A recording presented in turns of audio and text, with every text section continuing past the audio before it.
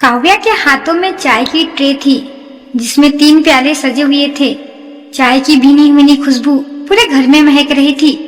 उसने सुबह उठकर सबसे पहले सुमित्रा देवी और तान्या के लिए उनकी पसंद की इलायची वाली चाय बनाई थी।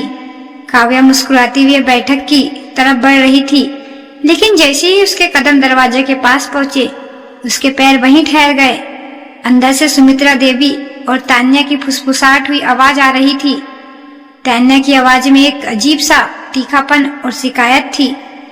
तान्या ने अपनी माँ के और करीब होते हुए कहा, देख माँ, मैंने कहा था ना कि काव्या भाभी कभी मेरा भला नहीं सोच सकती। कल जो मैंने उन्हें अपने नए सूट का नाप दिया था, उन्होंने उसे जानबूझ से खराब कर दिया। उसकी फिटिंग इतनी ढीली रखी जैसे वो मेरा सूट नहीं बल्कि कोई पुराना थैला हो। उन्हें अच्छे से पता है कि मुझे चूड़ीदार और फिटिंग वाले कपड़े पसंद है, फिर भी उन्होंने ऐसा किया। ये भाभी मुझसे नफरत करती है। माँ, उनके दिल में मेरे लिए सिर्फ खोट भरा है। मैं तो इस घर में बस एक मेहमान बनकर रह गई हूँ, मेरी कोई कदर ही नहीं है यहाँ। दरवाजे के पीछे खड़ी काव्या का दिल यह सुनकर मानो छलनी हो गया। उसकी आंखों में आंसू तैर गए। कल रात को जब पूरा घर सो रहा था, तब काव्या अपनी कमर का पुराना दर्द भूलकर रात के 12 बजे तक सिलाई मशीन पर बैठी थी। उसने अपनी पूरी मेहनत से वो सूट सिला था ताकि आज सुबह तान्या उसे पहनकर खुश हो सके। सूट की सिलाई में कोई कमी नहीं थी, वह बिल्कुल परफेक्ट था, लेकिन तान्या की फितरत ही ऐसी थी, सामने मीठा बोलना और पीठ पीछे जहर उगलना। काव्या ने एक गहरी सांस ली। उसने अपने चेहरे के दर्द को छुपाया, एक नकली मुस्कान ओढ़ी और कमरे के अंदर दाखिल हुई। चाय लीजिए माँ जी। और तान्या, ये रही तुम्हारी कम चीनी वाली चाय, काव्या ने सामान आवाज में कहा। तान्या ने पलक झपकते ही अपना रंग बदला, चेहरे की करवाहट गायब हो गई और वहां एक बनावटी मुस्कान आ गई। उसने चाय का प्याला लेते हुए कहा, अरे वाह भाभी, आपके हाथ की चाय बिना तो मेरी सुबह ही नहीं होती। सच में आपके हाथ में तो जादू है। काव्या ने कोई जवाब नहीं दिया। उसने बस चुपचाप सिर हिलाया और रसोई की तरफ वापस आ गई। यह इस घर का रोज का नाटक था। सुमित्रा देवी को काव्या के खिलाफ भड़काना तान्या का पसंदीदा काम था। कभी सब्जी में नमक को लेकर, कभी कपड़े धोने के तरीकों को लेकर, तो कभी काव्या के मायके को लेकर रोज नए बखेड़े खड़े किए जाते थे। दोपहर का समय था। काव्या सुबह से बिना थके पूरे घर की गहरी सफाई कर रही थी। वह सोफे खिसकाकर झाड़ू लगा रही थी। पसीना उसकी पेशानी से बह रहा था। दूसरी तरफ तान्या दीवार से टिककर आराम से बैठी अपने मोबाइल में रील्स देख रही थी। सुमित्रा देवी पास ही की सोफे पर बैठी ऊन से स्वेटर बुन रही थी। अचानक तान्या ने मोबाइल बंद किया और एक गहरी सांस छोड़ते हुए नया मुद्दा छेड़ा। माँ, आज सुबह मेरी सास का फोन आया था। तान्या ने जानबूझकर आवाज को थोड़ा उदास बनाते हुए कहा। वो कह रही थी कि दिवाली आ रही है। पूछ रही थी कि इस बार मायके से शगुन में क्या क्या लेकर आओगी। माँ, आपको तो पता ही है कि उनका लालच कभी खत्म नहीं होता, लेकिन मैंने उन्हें क्या जवाब दूं? या भाभी तो वैसे ही मुझे कुछ देना पसंद नहीं करती। सुमित्रा देवी ने बुनना बंद किया और तान्या की तरफ देखा। तान्या ने अपनी बात को और तुले देते हुए कहा, पिछली बार जो साड़ी भाभी ने मुझे दी थी, उसका रंग सिर्फ एक ही धुलाई में पूरा निकल गया। जब मैंने वो साड़ी पहनी तो मेरी सास और ननद ने मुझे इतने ताने मारे कि मैं खून के घूंट पीकर रह गई। मेरी तो कोई इज्जत ही नहीं बची वहाँ। भाभी को अपनी ननद से कोई लगाव ही नहीं है। मैं तो सोच रही हूँ कि इस बार मैं मायके से कुछ लेकर ही ना जाऊं, कम से कम रोज की चिल्लत से तो बचूंगी। यह सुनते ही सुमित्रा देवी का चेहरा गुस्से से लाल हो गया। उन्होंने बिना सोचे समझे जोर से चिल्लाकर आवाज लगाई, काव्या, ओ काव्या, इधर आ जरा। काव्या हाथ में झाड़ू पकड़े हुए भागती हुई वहां आई। जी माँ जी, क्या हुआ? सुमित्रा देवी ने गुस्से में काव्या पर साड़ियों का बंडल फेंकने वाले अंदाज में कहा, पिछली बार तूने तान्या को जो साड़ी दी थी, वो क्या कूड़े के भाव किसी फुटपाथ से उठाकर लाई थी? मेरी बच्ची को अपनी ससुराल में तेरी वजह से जलील होना पड़ा। तू जानबूझकर ऐसा घटिया सामान देती है ना, ताकि मेरी बेटी का घर उजड़ जाए और ससुराल में रोती रहे। काव्या सन्न रह गई। उसके हाथ जोड़कर समझाने की कोशिश की, नहीं माँ जी, ऐसा मत कहिए। वो साड़ी मैंने शहर की सबसे बड़ी और नामी दुकान से खरीदी थी। उसके लिए मैंने अपनी पूरी 1 महीने की बचत लगाई थी। वो प्यारे सिल्क की साड़ी थी। माँ जी, उसका रंग भला कैसे निकल सकता है? तान्या ने देखा कि पासा पलट सकता है, तो उसने तुरंत अपनी आंखों में नकली आंसू भर लिया और रोते हुए बोली, अब आप मुझे ही झूठा साबित कर दीजिए भाभी। ठीक है, मैं ही झूठी हूँ। मैं तो हमेशा से आपके और भैया के बीच में कांटा हूँ ना। माँ, मैं कल ही अपने घर वापस चली जाऊंगी, यहाँ मेरा कोई नहीं है। तान्या के रोने का परफेक्ट ड्रामा देखकर सुमित्रा देवी का दिल पिघल गया। उन्होंने काव्या को बेहद गंदी और तीखी भाषा में डांटना शुरू कर दिया। काव्या बिना कुछ बोले सिर झुकाए सब सुनती रही। उसकी आंखों में आंसू टपक कर फर्श पर गिर रहे थे। रात के करीब 9 बजे जब विहान थका हारा दफ्तर से घर लौटा तो सुमित्रा देवी और तान्या पहले से ही सोफे पर मोर्चा संभाले बैठी थी। विहान के पानी पीते ही दोनों ने मिलकर काव्या के खिलाफ शिकायत का पहाड़ा खड़ा कर दिया। उन्होंने बात को इतना बड़ा चढ़ाकर बताया कि विहान का गुस्सा 7वें आसमान पर पहुंच गया। विहान गुस्से में तमातम हुए सीधे अपने कमरे में आया जहां काव्या बिस्तर बिछा रही थी। विहान ने चिल्लाते हुए कहा, काव्या, तुम्हारा मसला क्या है? तुम मेरी बहन के साथ ऐसा बर्ताव क्यों करती हो? वह बेचारी साल 6 महीने में कुछ दिनों के लिए यहाँ आती है, क्या तुम इसे 2 दिन खुश नहीं रख सकती? वह बाहर बैठकर रो रही है तुम्हारी वजह से। तुम्हारी इस बदतमीजी से घर का माहौल खराब कर दिया। काव्या ने विहान के पास आकर उसके हाथ पकड़ना चाहा और कहा, विहान, मेरी बात तो सुनिए, मैंने कुछ नहीं किया। तान्या जो कह रही है वह सच नहीं है। लेकिन विहान ने झटके से अपना हाथ छुड़ा लिया और अपना हाथ उठाकर उसे चुप होने का इशारा किया। बस, मुझे तुम्हारी कोई सफाई नहीं सुननी। अपनी ये झूठी कहानी अपने पास रखो। विहान ने करवट ली, लाइट बंद की और सो गया। काव्या वही बिस्तर के कोने पर बैठ गई। वह पूरी रात चुपचाप रोती रही। उसने तान्या को खुश करने के लिए क्या नहीं किया था। जब भी तान्या बीमार होती, काव्या रात रात भर जाकर उसके पैर दबाती, उसको बाम लगाती, उसकी पसंद का खाना बनाने के लिए और तपती रसोई में घंटों खड़ी रहती। लेकिन बदले में उसे क्या मिला? सिर्फ पीठ पीछे चुगलियां, सास के ताने और घोर चिल्लत। तान्या एक ऐसा धीमा जहर बन चुकी थी जो काव्या के आत्मसम्मान को रोज थोड़ा थोड़ा करके मार रही थी। दिन बीतते गए और तान्या की बेटी का पहला जन्मदिन मनाने का समय आ गया।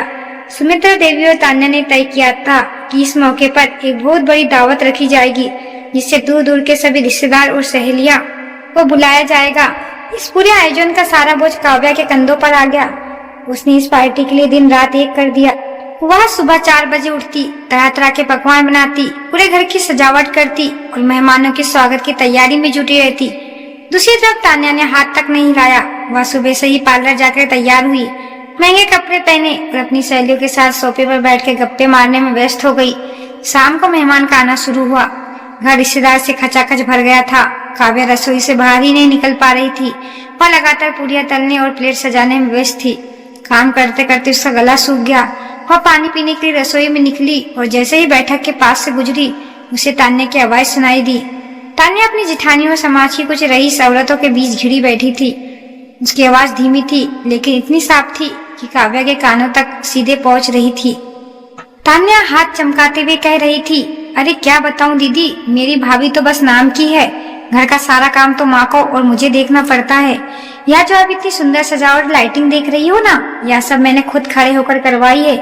भाभी का क्या है, वह तो बस काम के बचने के लिए रसोई में छुपकर बैठ जाती है। तान्या यही नहीं रुकी। उसने अपनी बेटी के पैर की चांदी की पायल दिखाते हुए एक तीखा तज कसा, और देखिए ना, आज मेरी बेटी का पहला जन्मदिन है और मेरी भाभी ने उसे यह मामूली सी हल्की चांदी की पायल दी है। अब भाई, जिनके मायके वालों की जैसी पायल औकात होगी वैसे ही तो उनकी सोच होगी।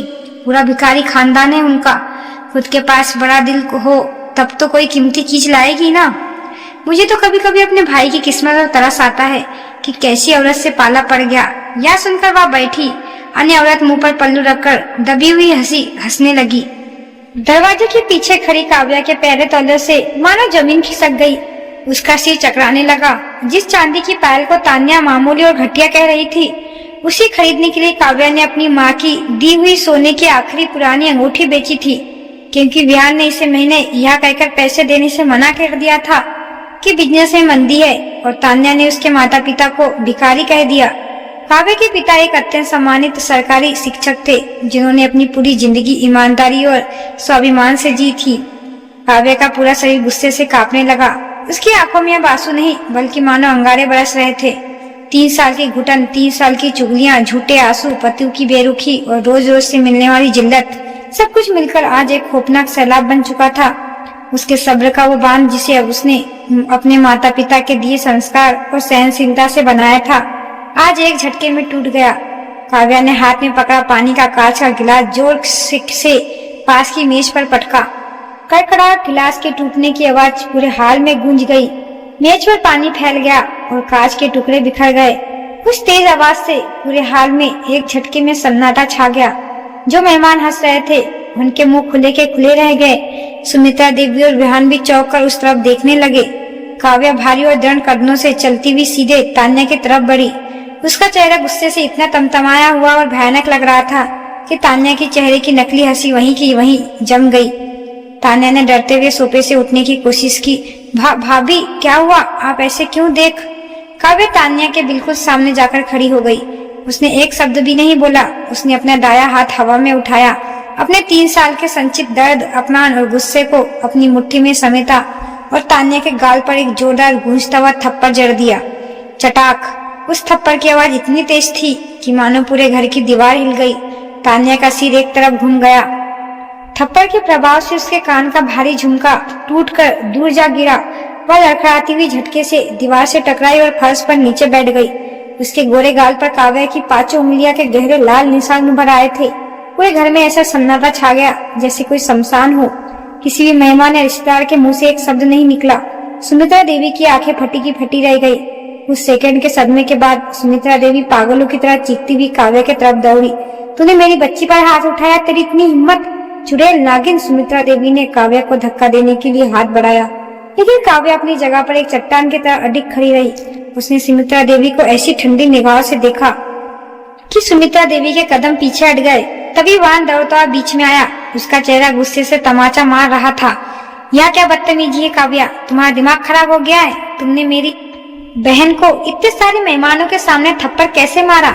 विहान ने काव्या पर हाथ उठाने के लिए अपना दाया हाथ हवा में उठाया, लेकिन काव्या ने पलक झपकते ही विहान की आंखों में देखा। उसकी आंखों में वो खौफनाक मंजर था जिसे देखकर विहान का उठता हुआ हाथ हवा में ही जम गया। उस वक्त काव्या कोई डरी संयमी बहू नहीं लग रही थी। वह साक्षात सहंकार चंडी का रूप लग रही थी। हाथ नीचे रखो विहान! काव्या की आवाज इतनी भारी, बुलंद और कराकार से भरी थी कि वह मौजूद हर इंसान के रोंगटे खड़े हो गए। अगर आज तुमने मुझ पर हाथ उठाने की जरूरत की तो मैं इस पवित्र घर की कसम खाकर कहती हूँ, यह घर शमशान बनने देर नहीं लगेगी। तान्या अब तक सदमे से बाहर नहीं आ पाई थी। उसने अपना गाल पकड़ा और फूट फूट कर रोने लगी। भैया देखा आपने, इस बाजारू औरत ने मुझे सबके सामने मारा। अब मैं एक पल भी इन मनुष्य घर में नहीं रहूंगी। इसने मेरी इज्जत मिट्टी में मिला दी। माँ!